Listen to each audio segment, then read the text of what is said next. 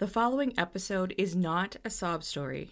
It will be insightful and entertaining while still honoring the individual grieving process. This is the LeNora Faye Show.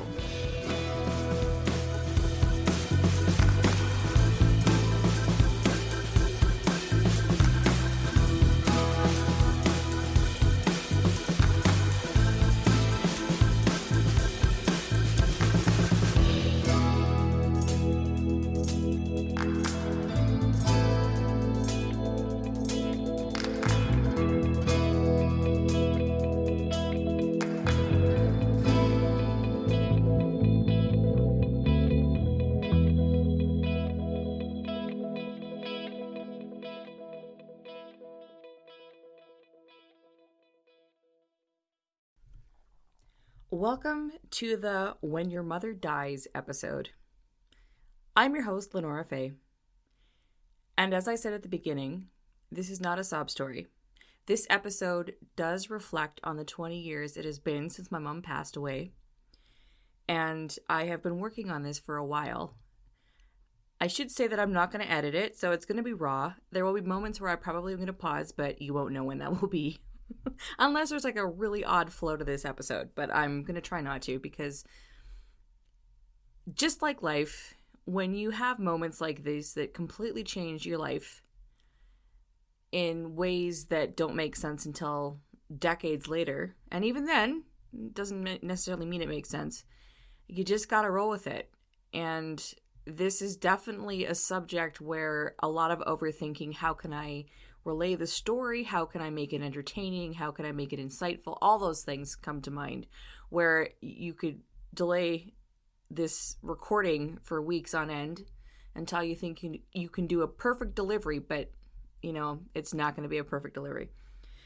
But it's really important. And the other thing too is I'm actually at the age where a number of my friends are going through this now, something that I went through 20 years ago. Some of my friends are starting to go through this process of saying goodbye to a parent. And so the point of sharing this, not just for family and friends who knew my mom, also a source of cathartic relief for me, it's a subject that, it's challenging to share, but it's something we're all going to go through, whether it's a parent, a sibling, somebody close to us that... And I mean, look, my mother was not my best friend. My mother and I had a complicated relationship until I left home at 18. And 20 years since she's passed, it's given me a lot of perspective. I am happy to share this. I know my mom would have totally been like, yes, tell this story. Because I realize I'm a lot more like my mom the older I get. I just intend on living a lot longer than she did. Sorry, Mom had to say it. Actually, sorry, not sorry. That's a Canadian thing. Mom would have laughed at that. My mom had a warped sense of humor. And so for the record, if I say something that seems a little warped, it's totally coming from my mother. In fact, the energy of my mother is probably coming through in this episode. And I find that when I listen to my voice in playback of this podcast, I sound like my mom. In real life, I sound more like my dad. But on this podcast, I sound like my mother. So I have her full blessing to tell this story. So let's get to it. So I am going to start with the day that she died. Now, at the time of this recording, it's been 20 years and 2 weeks since her death date. And originally I was going to record this and air it on the day of her anniversary of her death, but it just didn't feel, the vibe wasn't there for me to do that. So I'm doing this a couple weeks later, after the fact. So where to begin with this? My mom passed away when she was 47 years old. And I am at present 42. And I was gonna share this a bit later, but I'm gonna start with this because I was talking to a number of people online, mostly through my Instagram, who had been messaging with me, people who have lost their parents at a younger age, because I was 22 when my mom died. And something that came up in conversation was how weird it was that we are approaching the age that our parents were when they passed. And it occurred to me that it's very much like being in the Twilight Zone. When your parent passes, that age they were when they died, they remain that age. They don't go any further. But then as you catch up to that age, it's really weird. I have not quite wrapped my head around it. So I like I said, I'm 42 right now. My mom died when she was 47. Me being in my 40s, my mom will always be in her 40s because that's how old she was when she died. She does not age beyond that. And at some point, I'm going to go beyond the age of my mother. Now, because I've gone through pretty much my entire adult life with my mom deceased, it's a very weird feeling because I don't know who my mother was necessarily, and she doesn't know who I am now or who I became. And I don't think about it on a daily basis. It's just a fact of life that she's not here. And that's something I'll go into a little bit more, but I'm sharing this because grief is odd and it differs for everybody. And for those who may be going through the beginning stages of having to say goodbye to a parent, regardless as if you were close or not with your parent, it shifts things a lot, and it's complicated, and the parent-child relationship is complicated. I mean, that was also a big reason why I chose not to have children.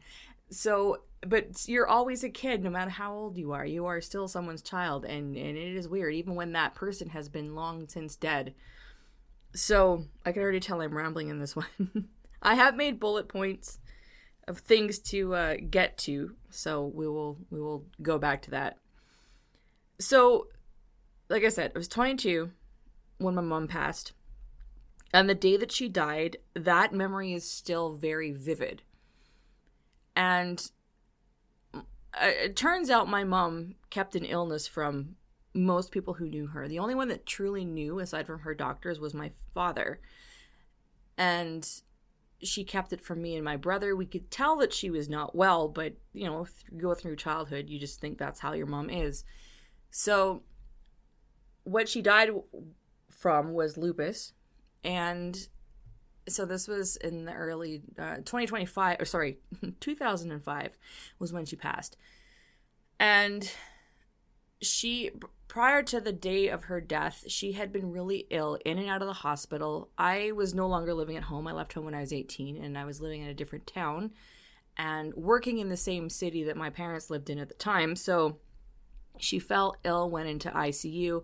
I was on life support, bouncing back and forth between the family home and the hospital. And so I would go visit her in the hospital, and I would go to my parents' house and see her. And the day that she passed away, she was at home. She had actually told me to cancel the meeting with her kidney specialist. And I had planned a little lunch with another one of her good friends to come to the house. She asked me to cancel that too. And when I say she asked me, she was barely able to speak. In fact, she was lying on the couch. She was a very tiny woman, and by that point, even tinier. And it was more like I was asking her questions and she was moving her head to indicate yes or no. So I remember that. I remember looking at her and not recognizing her face. And I remember I was teaching violin full time at that point, and I was performing, and I had a vague part-time job in the mornings. I was always a workaholic, but I'd canceled everything. I'd taken that time off to spend time with her because it was kind of inevitable that this was the end. And that morning I made a bunch of phone calls, canceled what appointment she had.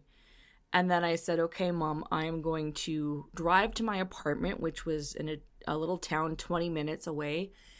And I said, I'll be back. I just need to get a change of clothes because from what I remember, I'd stayed over the night before. I'd never really planned anything. I would just sleep over at my parents' house.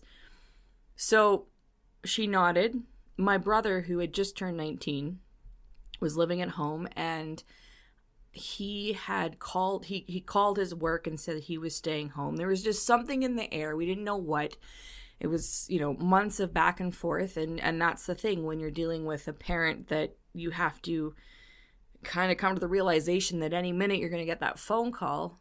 You're just constantly on edge. And so I said, okay, I'm going to go get some clothes. I'll be back. I'll be right back. And my brother was upstairs, and I don't remember talking to him at all. And, my mom nodded, moved her head, and I remember looking at her. And again, this is 20 years now, and the image in my brain is very, very faint. But I can see myself beside her on the couch and talking to her. And I do remember that she did not look like herself. And looking back on this time, she was, her soul or whatever, the energy was leaving her body because her face was almost waxy. Like there was no, her features didn't look like her. It looked like seeing an alien. I don't know how else to describe it. But in that moment, you're on pure adrenaline. You are just moment by moment. You don't know what's going to happen. You don't want to think. And by that point, I had been in grief counseling. I was recommended to see a life coach and a grief counselor before my mom passed. And that was one of the best things I ever did, because I had been forced energetically to say goodbye to my mom before I physically had to. Not that it makes it easy when that moment happens, but it helped. Anyway, so you're just going. You don't have time to think. You don't have time to plan. So I got to my apartment, and I got there, and I was packing an overnight bag, and my cell phone rang, and it was my brother, and he's like, I had to call the hospital. You got to get back home. So I get in my car and I speed down the highway, and the song Home by Michael Bublé was on the radio. And to this day, I can't stand that song, because the minute I heard it, I think I was maybe 15 minutes away. I don't know. I was on the highway, and I remember I heard that song, and I just knew, I'm like, my mom's not going to be there when I get back to the house. I knew in that moment, I knew that she was not there. She was not going to be there.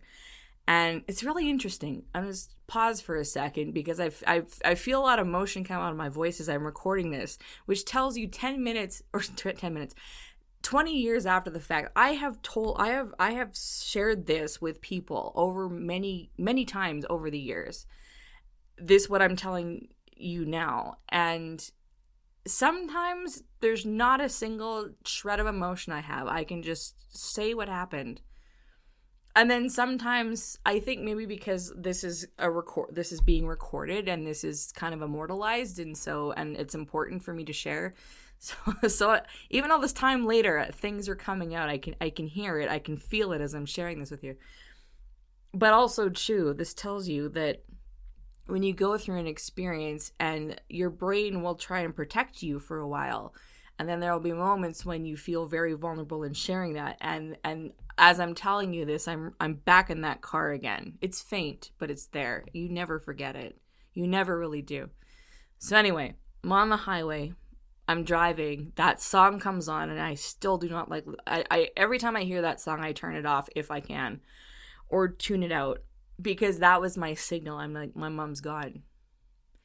So I get into town, and I driving as fast as I can, not very fast, to the cul-de-sac where my parents' house was.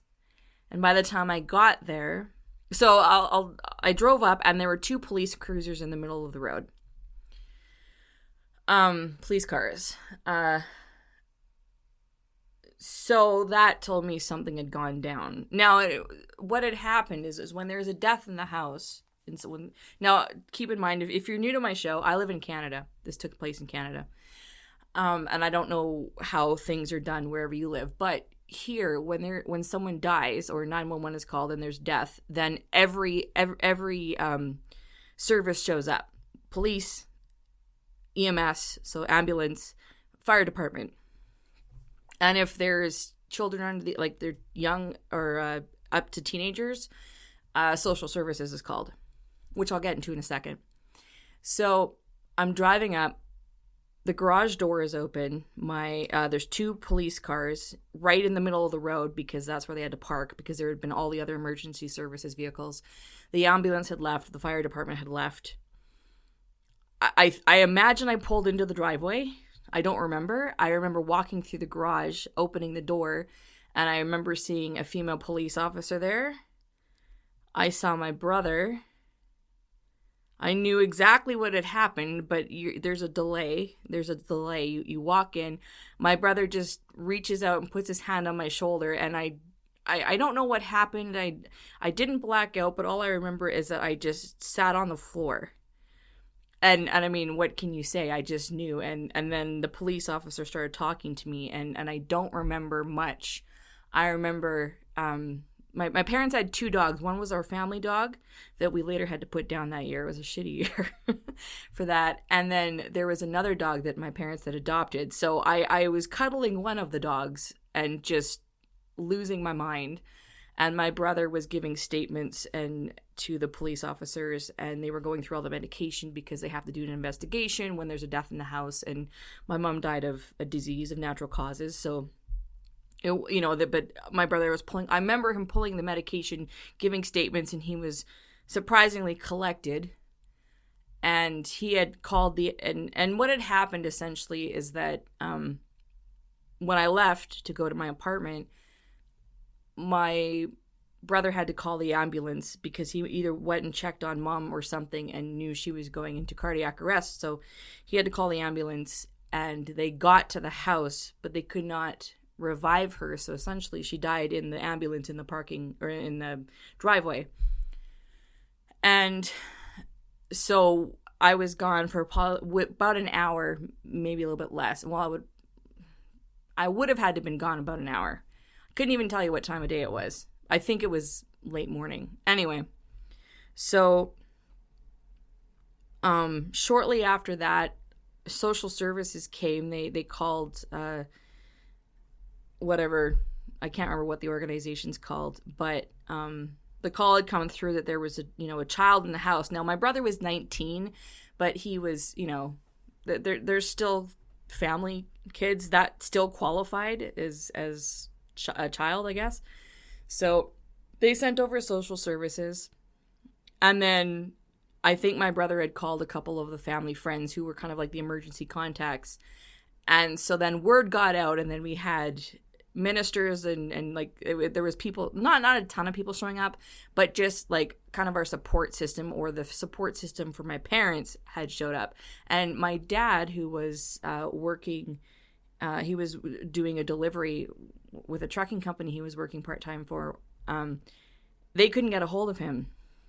So anyway, it was a zoo, and I somehow collected myself, and I don't remember giving any kind of statement. I may have. I don't know. My brother had a handle on it, and he was the one that was living in the house at the time, and I was just trying to figure out like what was happening. Because here's the thing. And so I guess I'll stop there for a second. It's a blur, and I trust my memory feeds me certain pieces of what happened. And even all this time later, it's interesting looking at that, because when I tell you, like memories, when we're sharing our memories, we kind of are visualizing ourselves going through it. And leading up to this point, leading up to the moment where my mom passed, I remember, again, in my early 20s and realizing what was happening, and even with grief counseling, I remember being in my apartment like late at night going, I can't imagine what it will be like when my mom dies. Because again, my mom and we had a complicated mother-daughter relationship. We didn't hate each other, but I didn't resonate with my parents growing up. But we became friends when I left home at 18. So between 18 and that age of 22, her and I became friends, and we'd talk a lot. And so it was good. It was good. It wasn't like we were besties, but I appreciated my mother as much as I could at that point. And again, regardless of how I felt about my parents, I could not imagine I couldn't imagine what that was like, her dying, and what that would be. It was like a black hole I had no concept. And then that moment happens. And you don't know how you're going to react, and you react however you do. And then it's just like one molasses moment after another. So I remember when I did collect myself, I had had an emergency plan in place. So at the time, I had a full roster of students, and I had a part-time job. And I remember asking the manager of that part-time job, I said, I think this is what, like, this was months prior. I said, I think, things are really bad with my mom. And if she dies, I have a plan. I will need you to call all of these families and tell them what happened and cancel my classes for the week. Like, I'd had this plan. I come from a family where we do estate planning and we plan for end of life and all these things. So and it was inevitable that this was going to happen. So I somehow managed to call and say and be coherent enough saying, this happened, but I couldn't even, like, I really couldn't function. I was surprised in that moment. I couldn't really function. So I asked, I think I called, but also I just realized I didn't actually do the faxing. I gave it to a family friend who'd come by the house at that point. And, everybody wants to help you. Every single person there wants to help you.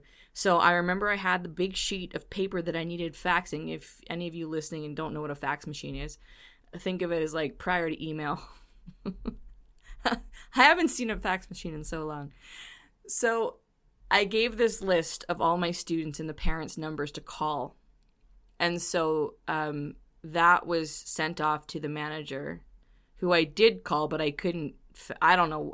There was then a flurry of activity. I don't remember. But anyway, that all got handled. So suddenly the news went out to my professional network that my mom had died on my cell phone back in 2005. We did have cell phones then. My cell phone blew up. So I made the mistake of answering phone calls in those moments.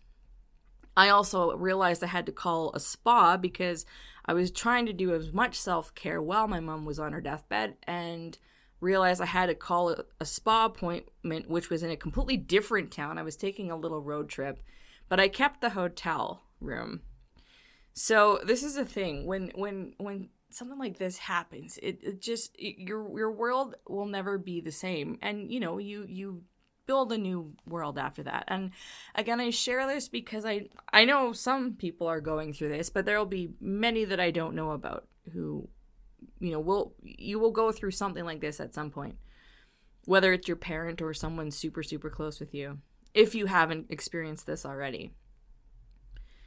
And again, I'll take a little pause and say, if you are in a circumstance where it looks like you are going to be dealing with the death of a loved one, someone close to you, doesn't have to be a blood relative, but someone that, is means the world to you. As hard as it is, it's good to kind of think about what you will do in that moment. Not how you will feel, but just have some kind of plan in place. Because it does help, because it's like your brain, for me, because I'm good in a crisis, but this was different. And so if I hadn't have had some sort of plan, I probably would have been really lost, beyond how lost I felt anyway. So there was things that had to be done. So I did call the number to the spa, but I remember when the spa reception answered, I remember I couldn't speak. I had to force myself to say, my mother just died. I have to cancel my appointment. And I couldn't, and then I just had to hang up the phone. I obviously gave them my name, but I was so upset. It was so hard to talk. I remember that I couldn't finish the sentence, or I couldn't say thank you, bye. I lost it. And so I hung up. And then, you know what, like a week later, I got a sympathy card from that spa. It was actually really nice.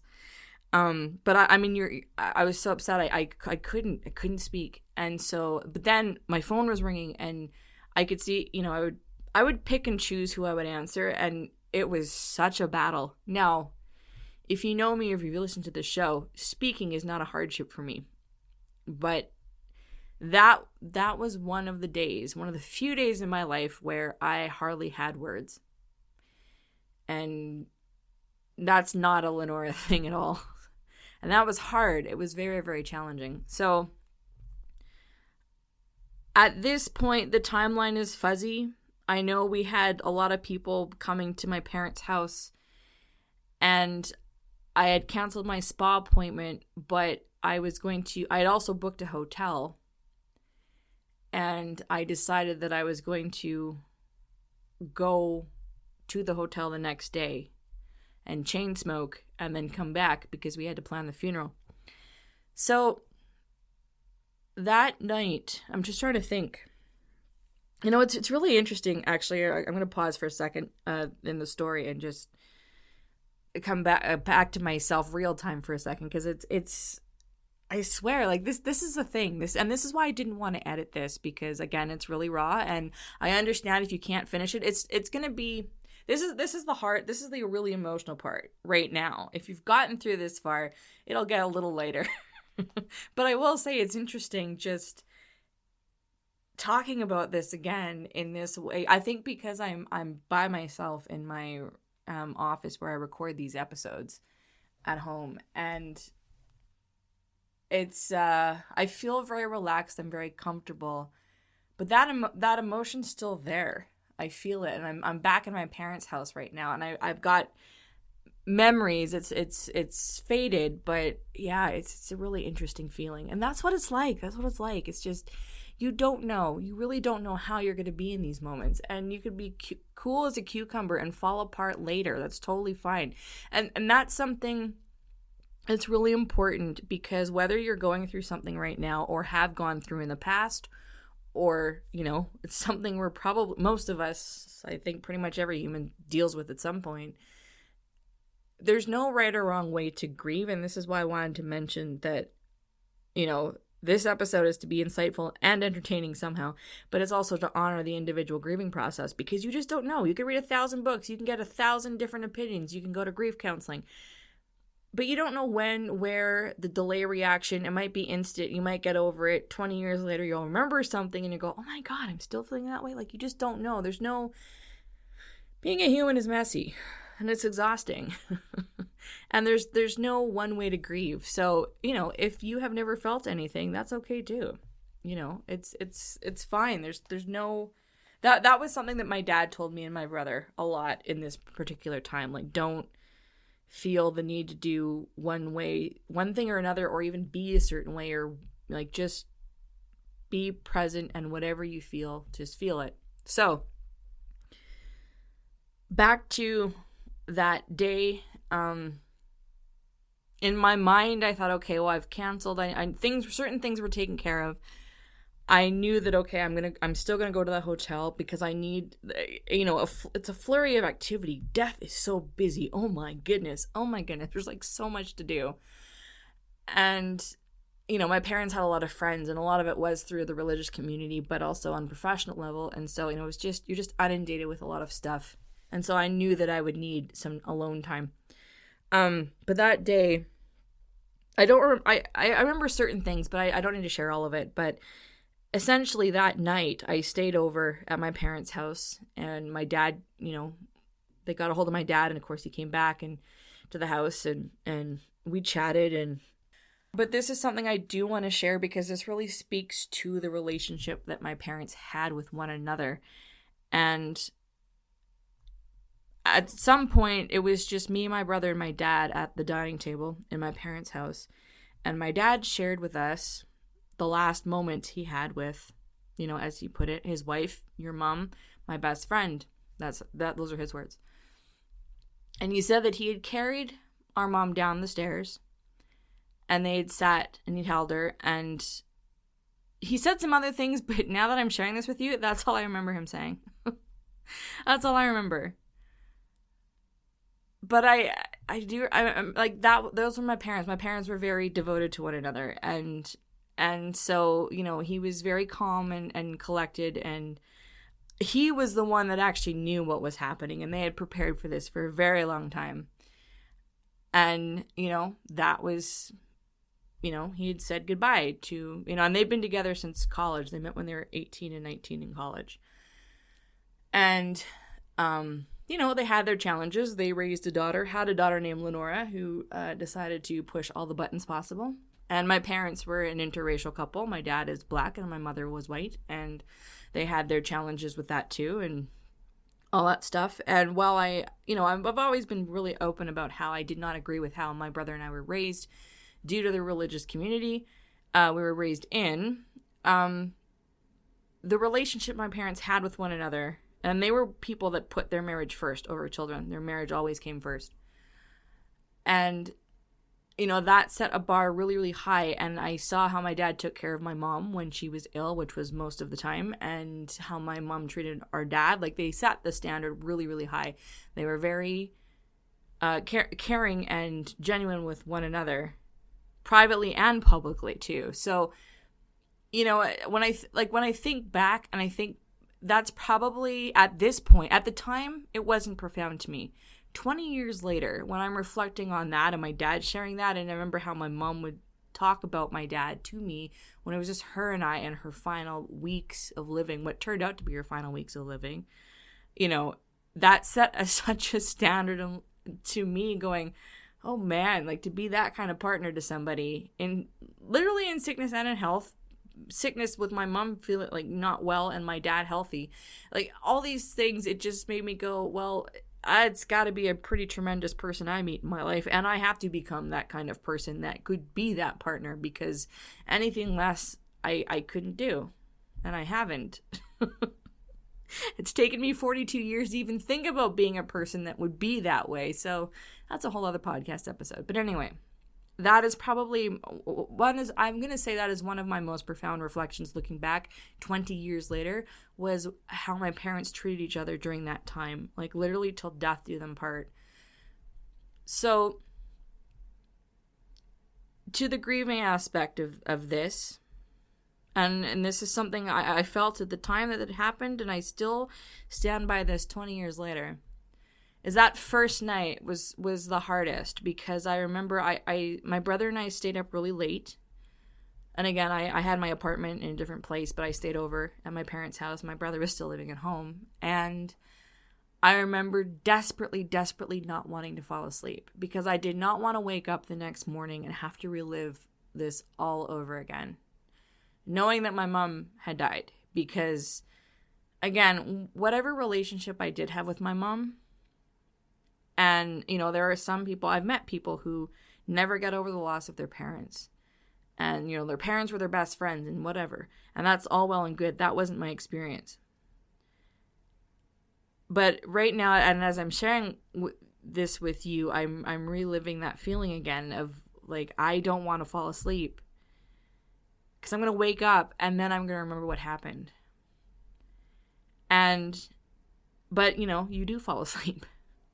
And then you wake up and you remember what happened, and then you go about your day. You just start again. And someone said something to me that was very helpful, very simple, very helpful. And they said, you now have your new normal. And that applies to many things, not just in death, but in this was the first time I had heard that. And that was probably the most profound moment where I had to start living that. Is you wake up and things have changed. Outwardly, your life looks the same, but something has changed. So I don't really remember the next morning.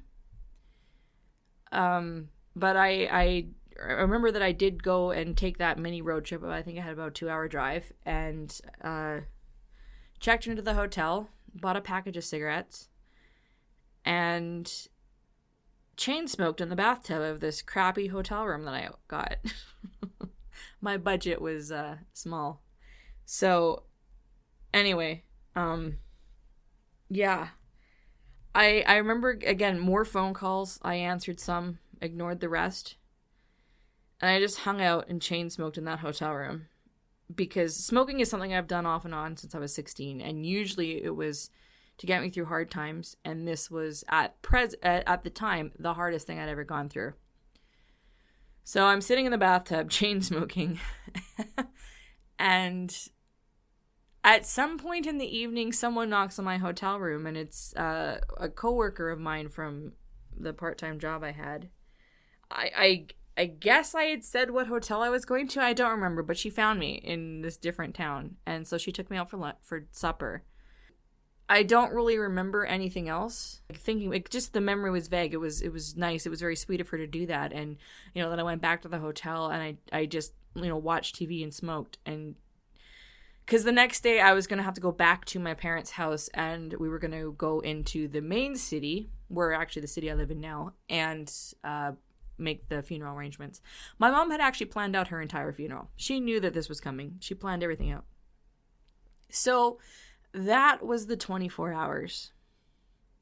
The first 24 hours after my mom, from the moment I found out she passed to, 24 hours later.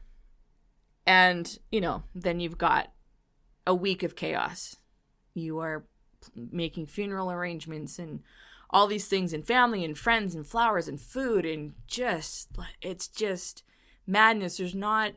it's just a flurry of activity, and my parents knew a lot of people, and a lot of people wanted to help, and it was great. And there's one more thing that I will share, and again, I'm sharing this because,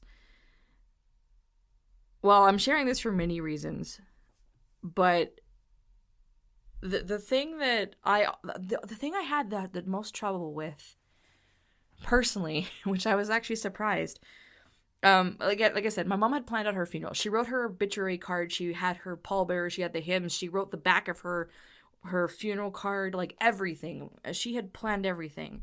The one thing she did not plan was what outfit she wanted to be buried in. So my dad asked if I would do that. Okay, before I share that, I grew up, like, I remember my first funeral when I was 3. Seeing a body in a casket, not a big deal for me. I've been going to funerals like forever. And I prefer that, actually. So when I say what I'm going to share was the hardest thing, it was hard. Like, I had no issue seeing my mom in a casket. It was the being in the front row of a funeral was overwhelming. And I blacked out for a lot of it. But even the burial was okay. But the point where I almost fainted, like when I say I blacked out at the funeral, like I was just in this bubble of disbelief. And so I don't remember a lot of the funeral. But the moment where I physically felt like I was going to pass out, more so when I found out that she had died, was when I was looking at the outfit that I picked for her to be buried in. And it was a very surreal moment. And again, I share this because if you feel this way, if you felt this way, you may think you're going to feel this way. It happens, and you do get through it. And if things speed up and slow down at the same time, it's a very weird experience.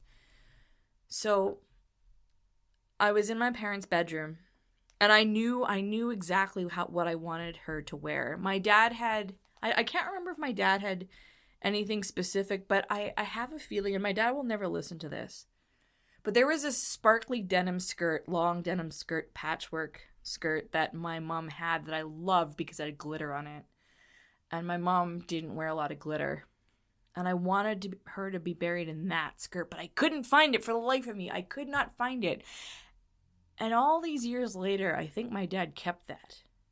Because I couldn't find it in her closet. I'm like, where? Now, mind you, could it be in the laundry? Like, thinking back now, maybe it was in the laundry. I don't know. I don't remember seeing her wear it in, like, the last 4 months. But I know my dad had kept clothes for a long time after her passing. I kind of think that skirt was kept. I don't know. But when I think about it, logically, it wouldn't make sense because he wasn't home. No, he would have been home a day or so after. I'm trying to think. Sorry. I'm going through the plot holes in my mind right now going, wow, when would my dad have had time to go find that skirt and hide it so I wouldn't use it to bury mom in?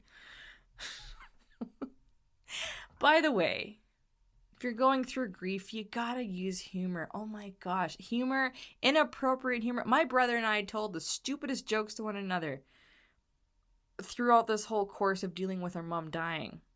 And we still do to this day, we still do that, because humor is like sometimes literally the only thing that will get you through this.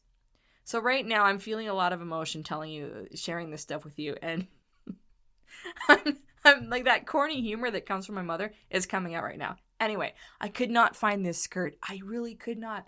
So I settled for a backup outfit, but like for the skirt, but I did pull the pink Chanel. Sorry, not Chanel. Sorry, Chanel. I have a friend named Chanel. She'll be listening to this going, what? No. Chenille sweater. I don't know if you guys remember chenille sweaters. They were big back in the day, at least in Canada. It was a pink turtleneck chenille sweater that I bought for her. I think that was for her last birthday.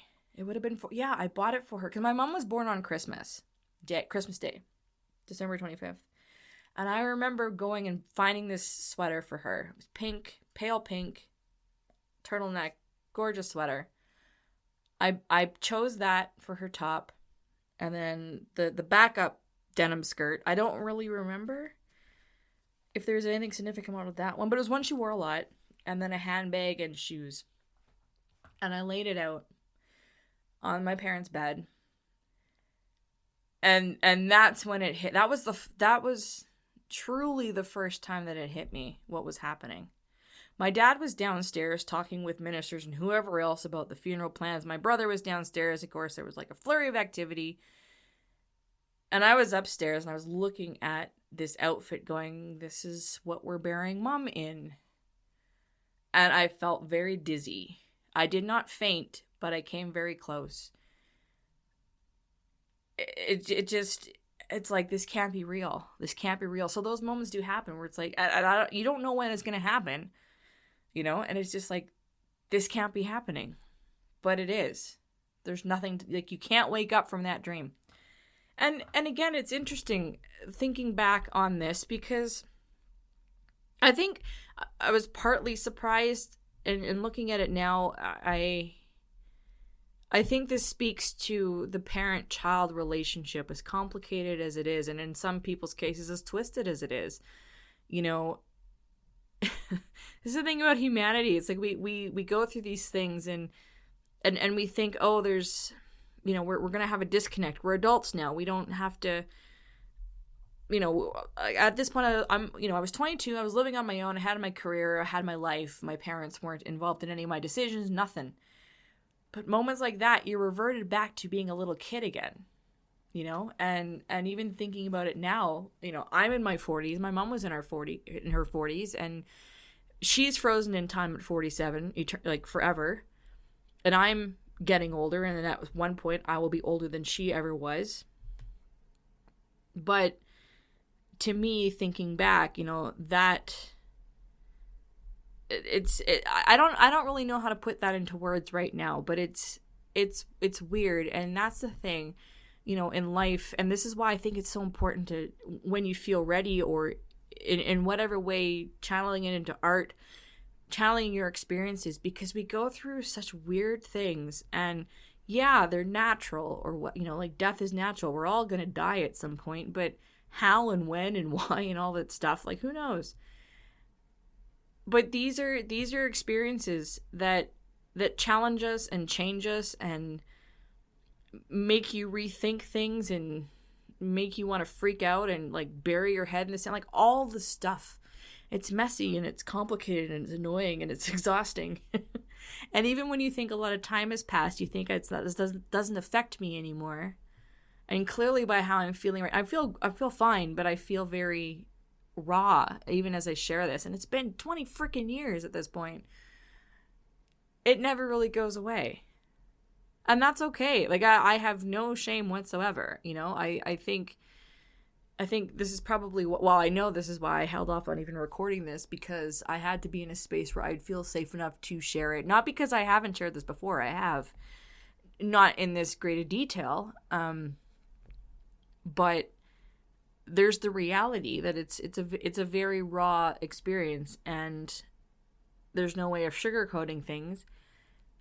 And you get to a point in life where you just have to experience the emotions you're feeling, whatever they are.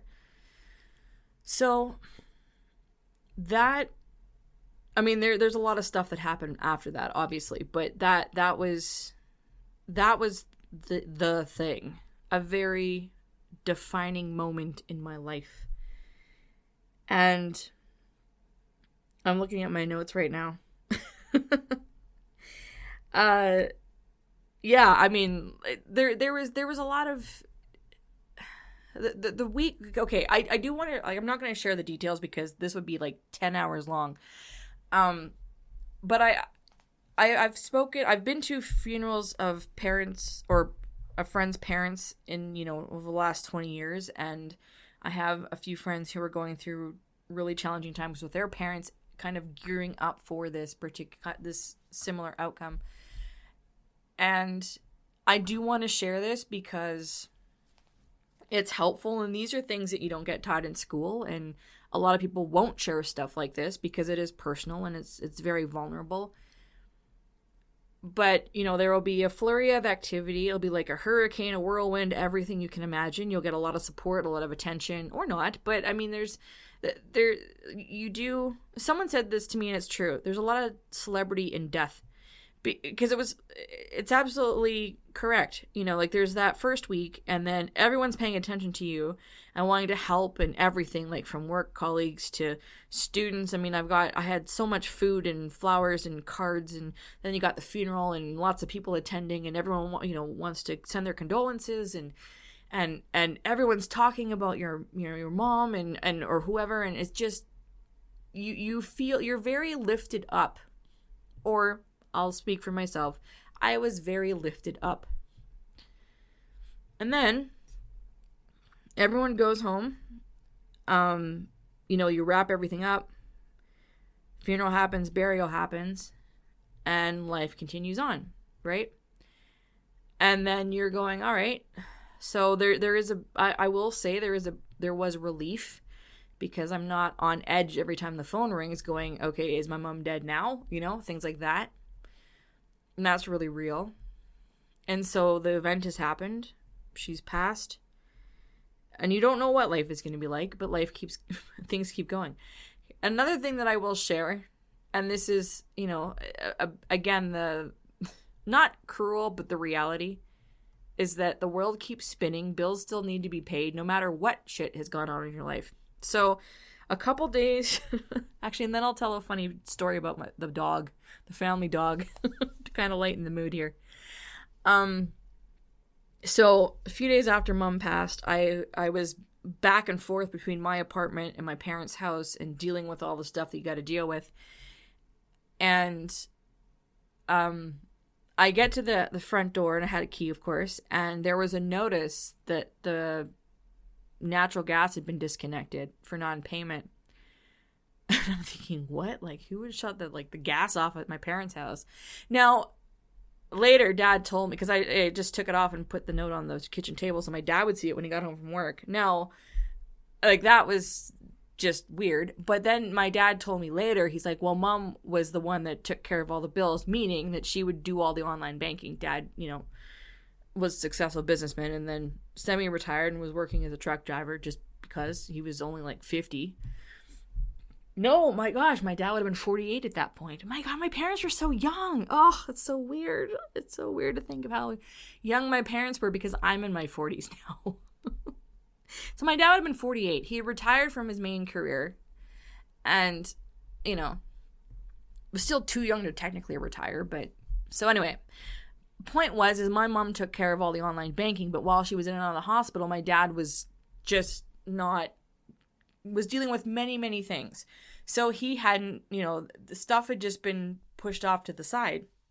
So, I mean, obviously he paid the bill and got everything reconnected, but here's the point. If you think about it this way, my dad had just lost the love of his life. At that point, Mom was the love of his life. My dad has since remarried and has a wonderful wife. We love her, and they travel, and they're actually retired, and they have wonderful, wonderful, wonderful life. But back in that moment, my dad had just lost the only partner he's had since 18, and he's now 48 years old. And dealing with all of that, even though they had prepared, You know, they knew this moment was coming. They had prepared everything financially. Everything had been prepared, but there's the reality of it. And, you know, the gas company does not know that this has happened. The bills still need to be paid. Things got shut off. That's the cruelness of life, if I can use that term, is that the world keeps turning. Nobody knows what you're going through. The most horrible things are happening, but the gas company still wants their money, right? So that was like a really, really major moment, like realization for me, like seeing that happen. I was like, wow. Nobody has a freaking clue what anyone else is going through. It's just business as usual. So there was that. I never forgot that, is seeing that notice on the front door. And I'm like, come on, guys. Like, my mom just died. My dad's going through a lot. But anyway, it was fine. You know, they got their money. The gas got turned back on. And now I will say, it was February. February on the Canadian prairies is pretty brutal. And I'm recording this in February, and we're in, like, again, a major cold warning snap. So, not a great time. Anyway, so the funny story about the dog. Now, I'm pet-free by choice. I'm pretty open about that, but a lot of you guys have pets. So I will share this cute story about the family dog. So, well, we had there was the family dog that was sad. But anyway, the second dog that my parents adopted, this story is about him. So it was a little, I don't know, Bichon Shih Tzu, whatever, like one of those really tiny dogs, but like a massive fur ball. Well, of course, my dad was focused on my mom, and so the dog was this big ball of yarn looking thing because it had not been taken to the groomers in several months.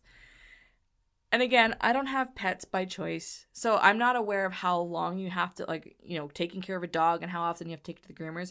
But this thing was just a ball of fur and completely matted all the hell, you know, washed, but needed some serious care. And so at some point, my dad asked me and my brother to take the dog to the groomers because my mom's family was showing up soon, and we had to get, like, the funeral was happening in a couple days. And so my brother and I were taking my mom's obituary to the newspaper, the local newspaper, and then taking the dog to get groomed and whatever else we had to do that day.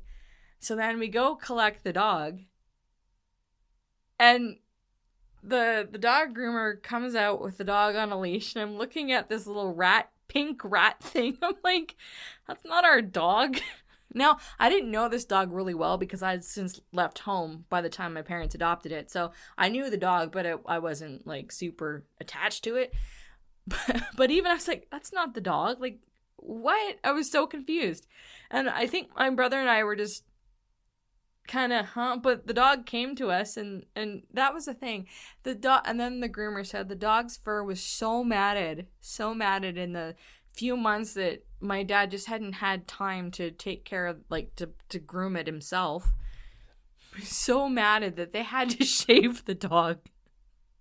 I'm sorry, I'm laughing because this dog had, like, the cockiest attitude ever. Cute and cocky, okay?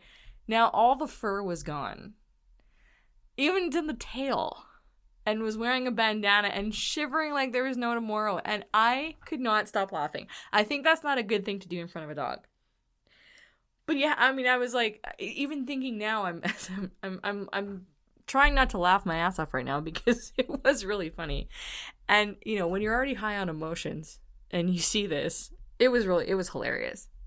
So we bundle up the dog in my car and we take it back to mom and dad's house, and the poor thing cannot stop shaking because it's lost its mojo. Because this little dog had swagger. And now it no longer had swagger. It was just shivering. And even my dad didn't recognize the dog. And so it was just funny. But that's the thing, you know. Again, reflecting on all of this, I think now as a 40-something-year-old, and I think of my 22-year-old self who was going through that at the time, and the lens that I was viewing this whole thing from, and, completely innocent about the world at that point. I hadn't had much of a life. I was just very career focused and doing fine with that. But I just think of all the things that have happened, and when I think of my parents and the age they were when going through that experience, and now being in that same decade, I can't imagine it. It's bizarre, but I'm not supposed to understand that. But I honestly, I'm able to appreciate all of that now. Again, it's been 20 years. It's been a full lifetime a full lifetime. Like, again, it's weird because I'm 42 now at this point, as I'm recording this. And I think back to my 22-year-old self in that moment, that first week after Mom died. And, you have to keep going on with your life. There's no choice. But things do stop for a brief moment. And you don't know what it's going to be like.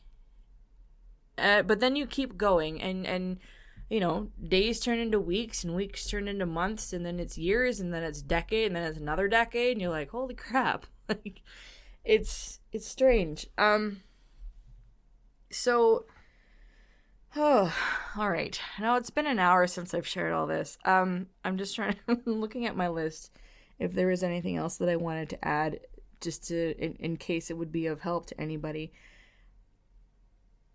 But to be honest, I did want to share it because there was a number of things later that I found out from my mom's mom, so my grandma, and her two siblings. Now, the interesting thing about my mom's family is everyone has passed. So her dad passed away when I was 12, and then my mom died when I was 22, and my grandma and my aunt and my uncle have all since passed away too, like long after my mom died. And it was really interesting. I remember after the funeral, we were in the limo, and I was worried about my grandmother because she had just buried her youngest child. My grandma was surprisingly quite strong, and it wasn't until years later that I chatted with my cousin, who was super close. I have one cousin on my mom's side, one first cousin, and he shared his feelings because him and my mom were super, super close. And, oh yeah, I have to tell you guys this. So, back up a little bit.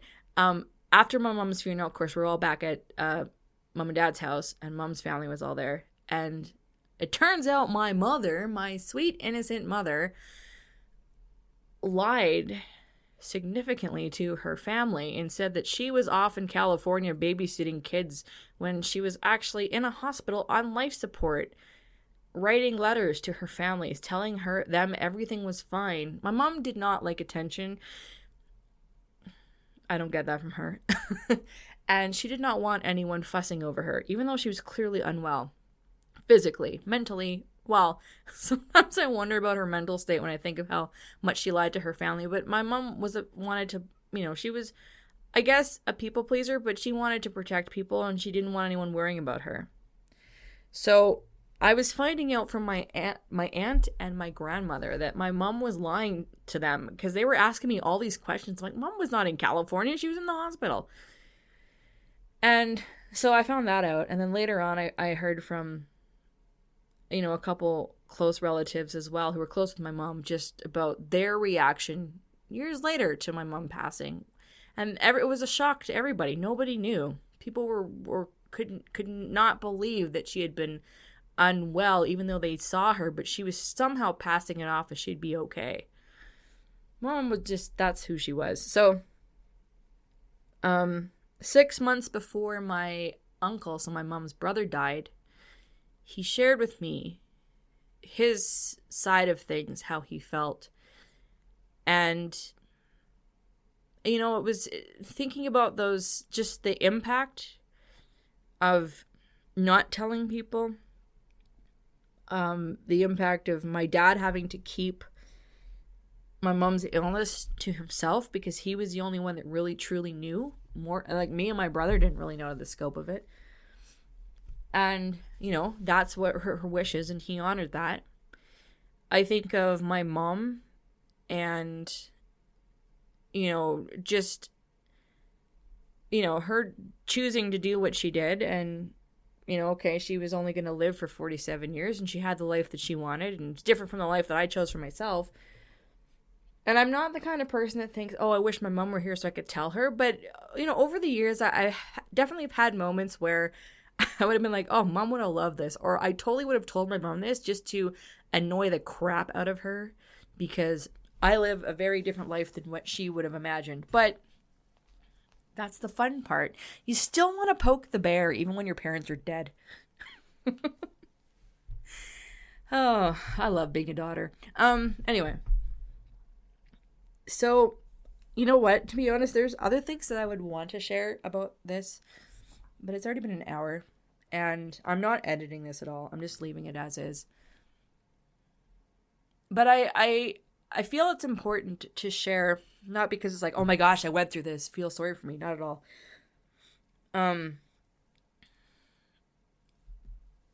These are really, this is the kind of stuff, whether it's your parent or, again, someone else that's super close with you that you may care for more than you do for your parents.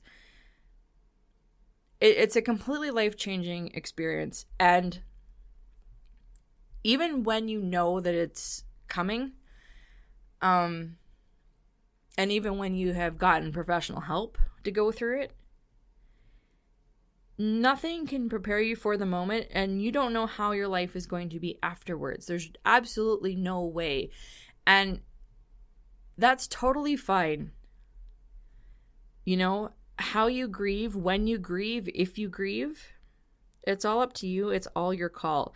Never in a million years let anyone guilt you, shame you, decide for you how you're going to handle this. And if you want to record a podcast episode about it 20 years later, do it.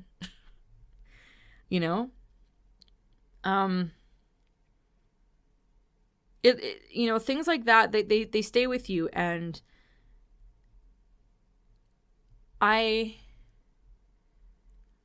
not upset that I had that experience. I'm not. It sounds weird to say, but it makes sense. Well, I don't know if it makes sense. Here's how I've come to view my parents, and really, my dad's still alive, and I have a good relationship with my dad now. So I'll just speak about my mom. I definitely feel closer to my mom now than I did when she was alive. Again, perspective, growing up, having gone through a lot of things, and living a vastly different life than what my mother chose. But just, I've had the freedom to become who I'm meant to be. Partly because I don't have to tell my mother anything. There's that, which my very young self would like, because I butted heads with my mom a lot. But I can see the purpose of her and I not getting along for a long time. I can see, I don't understand what life lessons my mom was here to learn. I don't need to know. But she had her challenges, like I have my challenges, and while I don't agree with some of the choices she made, specifically on the religion front, I respect that those were the ones that she chose, and it doesn't interfere with what speaks to me, what resonates with me. And I can look at the times that I had with my mom that were really, really hard when I was a teenager, when I was young, the therapy that I had and that she had individually, because we did not get along. There was definitely a racial divide, which no one explained to me until I went to therapy.